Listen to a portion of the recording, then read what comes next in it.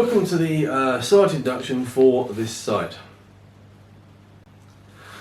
In the good old days before COVID, we would all sit around with a cuppa and have this talk in the office or canteen. Well, COVID's changed all that, at least in the short term. Social distancing requirements mean we can't have 5, 10, 15 guys in the site office or tea hut without masks on. And as anyone who has a hearing problem will know, trying to understand someone when you can't see their lips moving can be very hard. And as this is safety critical, the inductions will be done remotely for the time being. So this is what the induction will cover. We'll look at the site management, a few details of the project, location of the welfare, the toilets, the car parking, assembly points, look at COVID, permits to work, RAMs and site rules. Now, a quick introduction. I've spent over 20 years in the building industry, both on the tools and in site management. So I know that you've all sat through many site inductions, some good, some bad, and some painful. Believe me, I've been there, seen it, and done it. So this is just an irritation to you. All you guys want to do is to get it over and done with so that you can get out on site and start earning some money. As I said, been there and done that. But building sites, even relatively simple ones like this, are still dangerous places with plant or machinery and places on site which will hurt or kill you. And it doesn't matter how long you've been on the tools or how long doing your job, it will take you that long to have an accident, which may change your life and probably not for the better. And it's a sad fact that every week 1 or 2 people are killed on UK building sites and many more are injured, many with life-changing injuries. So being able to watch this on screen means you don't need to concentrate. You can play with your phone, you can play games on your computer, you can talk to your mates. But as I've already said, building sites are still dangerous places, so you do need to concentrate on this induction. There may be something here which will save your life. Now, being completely selfish about it, the site manager doesn't want to have to call your significant other or your parents or whoever to say that Tom's had an accident and he's on his way to hospital. Or worse, Harry's had an accident and he's being scraped off the floor. This happens on a daily basis and we do not want it happening on this site. Now, hopefully, I've got your attention.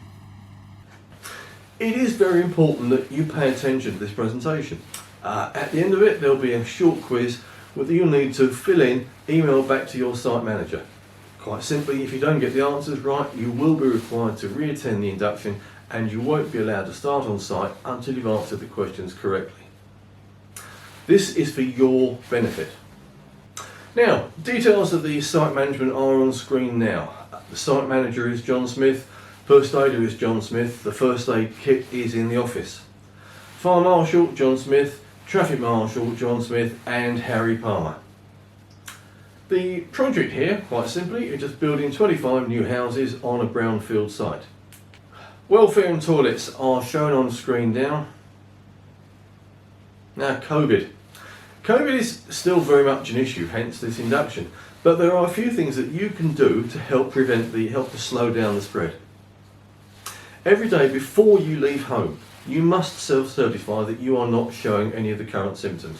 You need to confirm that you have not knowingly come into contact with a COVID positive person, that your sense of taste or smell hasn't changed, and you don't have the new persistent cough or the temperature.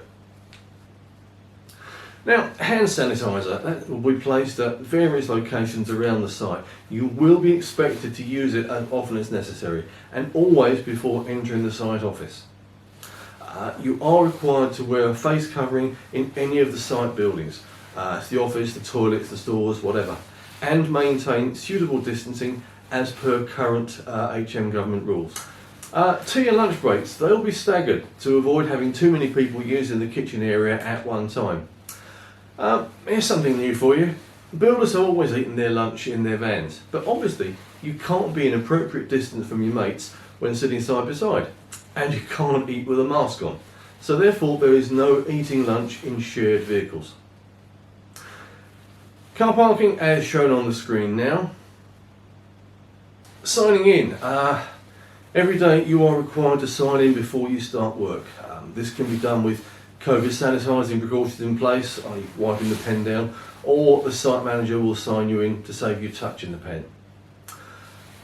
Take note of the site notice board when you do sign in. Access to certain areas may have changed since you were last on site. Changes may include plant movement, work taking place above you, or exposed excavations. Be aware, pedestrian routes may have changed. Now, this is self-explanatory. You are responsible for your own health and safety. The principal contractor would have put in safety procedures in place.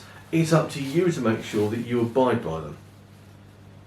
Emergency procedures. The site plan is shown on screen now. Make a note of the assembly point.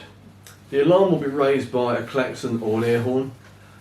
In the event of an emergency warning, you must stop what you're doing and attend the muster point immediately. Do not go via your van. Do not stop to pick up your tools.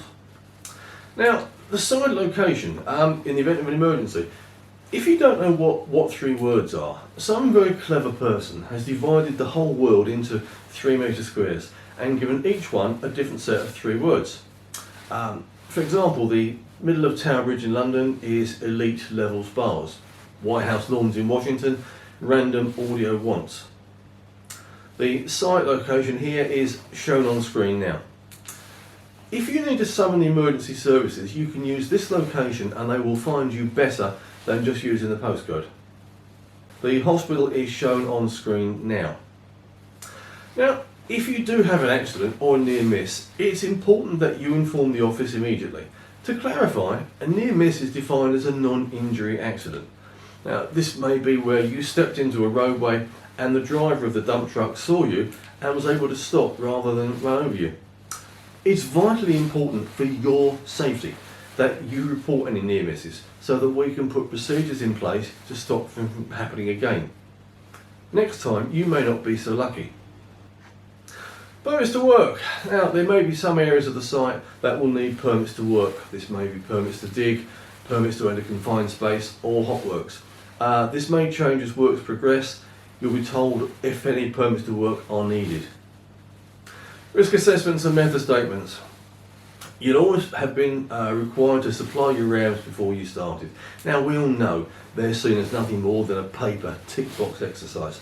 However, the method statement in particular is an important document, as it's you telling us how you propose to do a given job.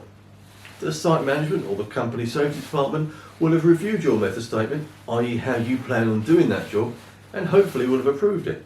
So we expect you to work as per your method statement. For example, if your method statement says that you're going to access guttering using a mobile tower, we don't want to suddenly find you using a ladder. It may be that using a ladder is more suitable, but we need to know about it before you decide to change your method of working. There may be other factors that you don't know about which will make using that ladder unsuitable at that time. Site rules. You must sign in and out every day. You must wear safety footwear at all times and safety helmets and high-vis clothing when directed by site management. You must keep your work area as tidy as possible. I know it's a building site, it still needs to be kept reasonably clear, clean and tidy. You must ensure all materials and plant are stored safely. Must lift heavy items correctly, get help if needed. You must ensure all exposed edges are protected at all times. Make sure that your power cables are free from damage, kept dry where possible, and are not creating a trip hazard. You must use permits to work if required. You must not alter or remove scaffolding or other safety equipment. This means you don't take out brick guards or netting. If you need transoms moved, come and find the site manager. We do not want to see you with scaffold spanners in hand. You must not drink alcohol on site, directly before starting or during your working day. And you must not engage in horseplay. Now, we don't want to see anybody injured on this site. If you see an unsafe practice, don't walk away. Tell the site manager. Thanks for watching.